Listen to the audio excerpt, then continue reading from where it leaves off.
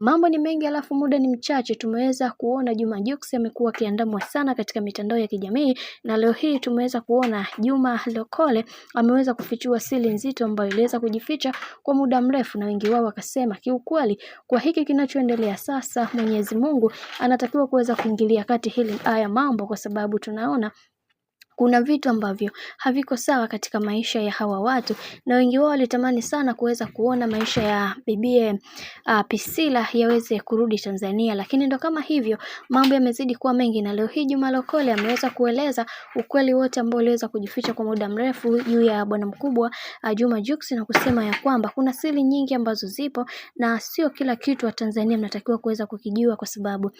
Juma Jux alikuwa anatumia baadhi ya vitu wakati yuko gym, na kuna mambo mengi ambayo yameweza kutokea, hususan ukitumia vile vitu bwana, kuna vitu vingi ambavyo unapitia katika maisha, yani unabadilika hata mwenendo wa maisha yako na mwili pia kwa ujumla huenda atakuwa ameacha, ndio maana hivyo mambo yameweza kubadilika kwa upande wake. Lakini nataka nikukumbusha kwamba sasa hivi Juma Jux haishi Tanzania, kaamua kuweza kuishi Nigeria, yani amebeba familia yake na ameweza kuhamia huko moja kwa moja. Sasa hili jambo pia watu wengi wameweza kushangazwa sana, kwa sababu Juma Jux alivyohama tu basi ndo kila kitu kimeweza kuharibika kwa upande wake, na wengi wao wakasema kiukweli hapa kuna kitu kikubwa sana tunatakiwa kuweza kujifunza zaidi. Huenda kuna mambo ambayo yapo sisi kama watu hatuelewi namna ya kuweza kumsaidia ndugu yetu kipenzi Juma Jux bwana. Mambo ndo kama hivyo ambavyo unavyozidi kuona